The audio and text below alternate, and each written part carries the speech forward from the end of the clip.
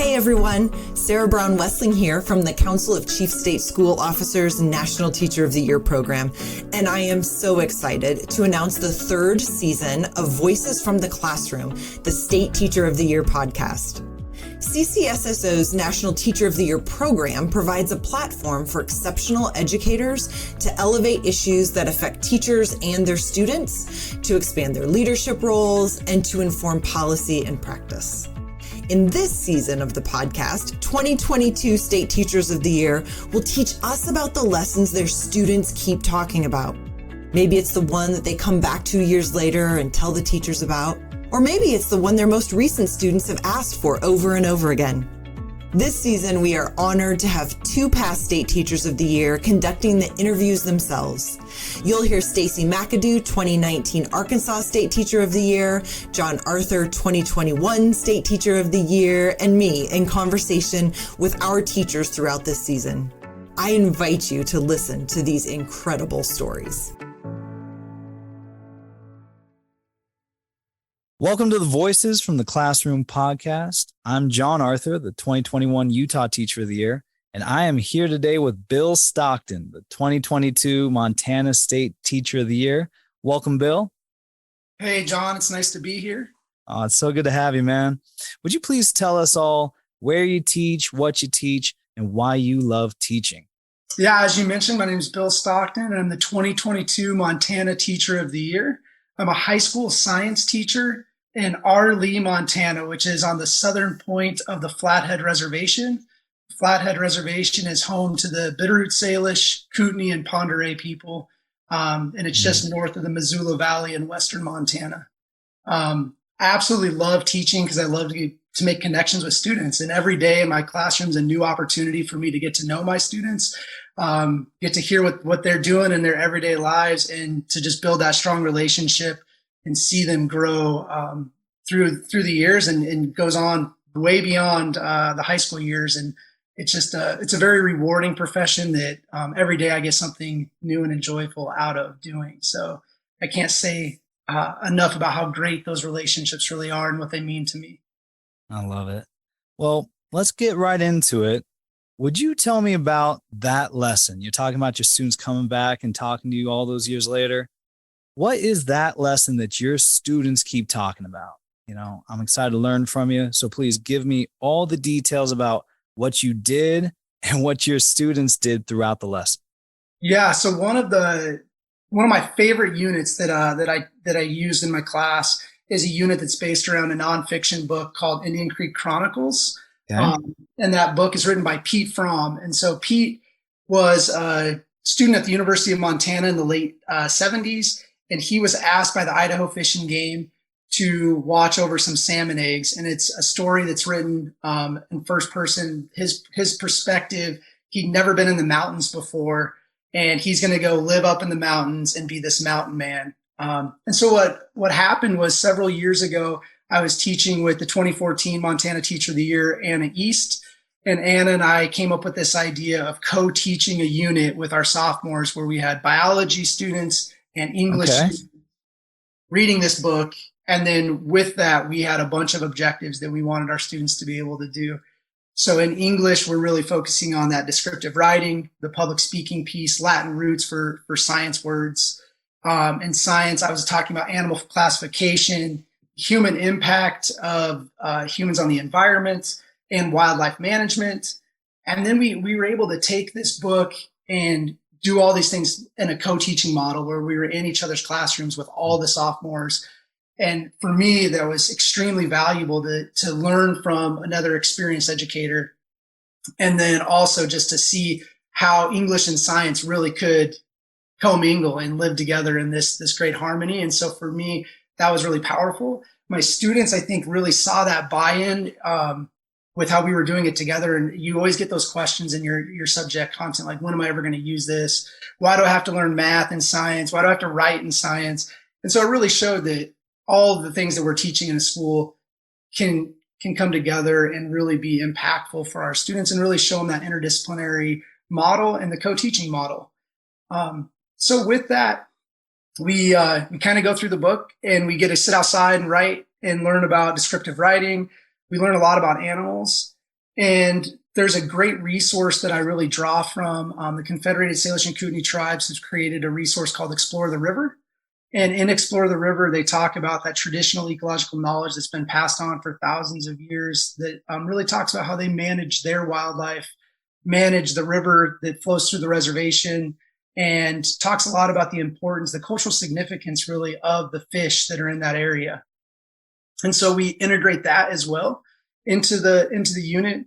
And then at the end of after we've read the book and kind of learned about the fish in the area, the classification, how humans are impacting the area, we go to the Arlee Fish Hatchery that is ran by the state of Montana, and we get a hands-on experience where we learn about the fish life cycle. We learn about how the fisheries are managing our waterways throughout the state. And then really they get to see another professional opportunity for science in the real world. And we've had Pete, even the author of the book, come into our classes and talk to the kids. So we bring in a professional writer. We've got scientists. We get to go down to that hatchery. And one of the coolest parts about the hatchery is the fish actually get to take milt from the male fish. So they actually grab these 3-year-old trout, squeeze out the milt. We use a hypodermic needle to remove the eggs from the female fish. The students then get to take the milt and the eggs, mix them together to actually fertilize the eggs. So they get to see that whole process of going from, through the reproductive cycle. In past years, we've had students actually do blood samples where they get a test to see the genetics. We have to send that off to a lab, but they get to take the blood sample to see if the fish can reproduce. So it's really a pretty amazing experience for our students. The fact that they get to meet an author, they get to go to a fish hatchery, that hands-on component that we talk about a lot. We bring in that cultural piece that's really valuable to my students, and they can see how the tribe has been doing this and why it's important culturally for them to try to preserve the native fish in the area. And so for me, it really exemplifies kind of my core belief about lessons, that all of our lessons that we're teaching in classrooms should be relevant. They should be current to what's going on in our students' everyday lives. They should be intertwined, meaning we're using all those different disciplines and subjects there. And really the students should be doing the heavy lifting. They should be kind of driving the coursework and driving the activity. So I think for us, it made a lot of sense to implement this book with our resources. But if I was going to do this maybe in another area, I would find a book that's relevant to my students there. I would find, a scientist that's doing research in my community that would be willing to share with my students, and find those writings that, that you could make it relevant to your students in your community. And for us in Montana, where wildlife is such an importance, and for the indigenous population that I'm working with, it's so important to their everyday life that it just made a lot of sense for us to do this. And Anna has moved on. And so I've been doing this now with another English teacher that I work with, Jennifer Gillett, and she's absolutely amazing. And so the great thing about this is it's been able to now transcend, a couple different staff members, and now for several years, and it's been great. That's incredible, man. I have to wonder, when you originally selected the book, right? Who were you picturing in your mind? Were you picturing a specific student, your just overall student population? Like, what was it that drove you to this kind of culturally relevant work? Yeah, that's a great question. I think when we first looked at the book, there had been an English teacher in a surrounding town that had talked about the book. And I think that's how it kind of got put on our radar. And then when I read the book for the first time, I could really see a lot of especially my male students. They would always talk about, going out and hunting and fishing and what they were doing on the weekends. And when we read this, when I read this book, I was thinking, here's this gentleman that has no experience in doing any of these things that these kids are doing every single day, right? So it's like they can't fully relate because they already know how to do these things. But this guy was willing to take that risk and go live in the mountains by himself for a whole winter without any experience. And I think for me, what it was is I wanted my students to read a book where they were looking at the perspective of, hey, I might not be able to do this right now, but if I try hard enough, I can make it work and figure it out. And basically you're taking this situation that seems like it could be very dangerous, but you're making the most out of it. And this guy learned so much from this experience. And it really propelled his writing career, and it's fantastic. And when we first finished the book, on the back of it, it said he lived in a different city in Montana. So we just like reached out and said, "Hey, would you be willing to Zoom with our students?" And he's like, "I actually live 20 miles away. I'll just show up." And so we're hoping he'll come back. But the book is fantastic, and it really does a good job of showing students how to write descriptively, really think about nature as, a source of beauty.